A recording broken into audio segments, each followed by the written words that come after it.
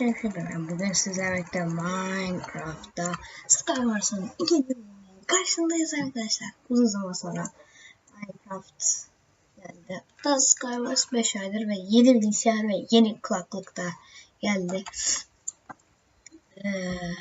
Server IP'sini ve tek server'ın linkini aşağıda bulabilirsiniz.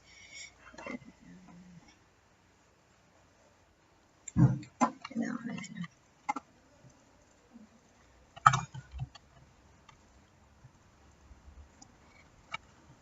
Neyse.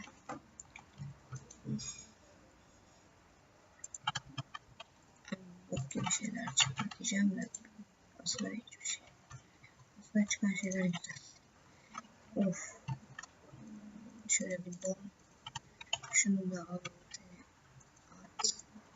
Sen gel şuraya abi. Oha. Adam. Abi. İlkten gittik gençler. Bu birinci elde 3 el oynayacağım. Ya. Aynen 3 el. Şuna girelim. Anında başlayacak bir ihtimalle. Mecburen şu an size 30 saniye bekleyeceğim. Dediğim gibi gençler, server IP'sini aşağıda bulabilirsiniz. Gerçekten serverdaki Skywars çok iyi yani. Hypixel'e tutabilecek gibi. O derece yani. O kadar iyi. Hani iyileştirmeler yapıldı şu sıralar falan. Eyvallah yazdım. Normalde benim kendi hesabım normalde daha fazla yani şöyle orada şu klavyeyi oynayabilirsiniz. Klavye gerçekten iyi. Size de öneririm. Alırsanız Microsoft'un klavyesi gerçekten iyi bir klavye. Çıkardım da. Microsoft'un klavyesi çok iyi. Yanında bir de mouse var. Sanırsam mouse da var değil mi? Ama iyi bir klavye yani. Oyuncu klavyesi gibi bir şey. Oyunları ben buradan oynuyorum mesela. Niye hep aynı harita? İnşallah. Şansımız gibi. Ender Pearl çıkardı. Abi nereye koydum? Çok kötü şeyler çıktı. Tamam, şunu şöyle atabiliriz. Abi yüzyılın blokları desek iyidir.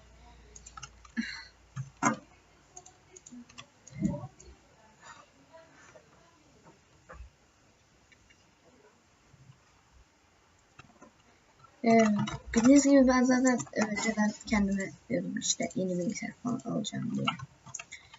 İnşallah yeni bilgisayar aldım. 3700 liraya. Aynen 3700 liraya. Lenovo IdeaPad 700. Gerçekten çok fena bir bilgisayar. Kısacası canavar diyebilirim. Ben de kısaca canavar diyorum. Yani çünkü iyi, güçlü bir bilgisayar. Of. Oh. Lan. Abi ya adam niye aşağı düştü? Oha. Beyler. Gel. Arkadaşlar şunu şöyle alacağım. Ne olur ne olmaz diye. Veya bu son el olsun çünkü uzun olmasını istemiyorum videomu zaten. Bir render falan atacağım. Adam kuleye çıktı galiba. Şimdi gençler ne yapacağımı size söyleyeyim.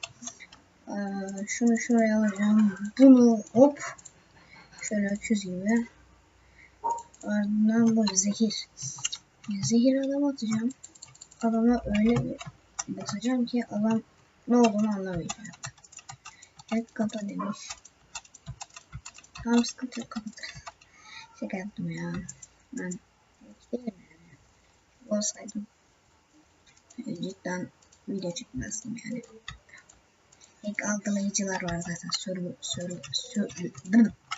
serverlarda hack algılayıcılar var diye biliyorum. aşağı. Adamlar. Evet, orada adamlar kapışıyor. Gidip clean'e bakmak istiyorum. My name is Cleanup. My name is Cleanup. Cleanup. Up. Gençler. Şimdi yapacağım şeyi dikkatli izleyin. Şimdi ben şuraya... Lan. Abi. Aha.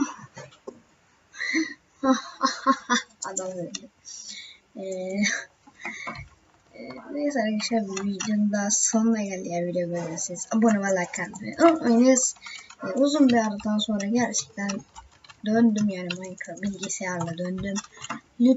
Lütfen şu videoyu şöyle bir 7 like atın arkadaşlar. HD'lerin gücünü gösterip 7 like atın ve bay bay.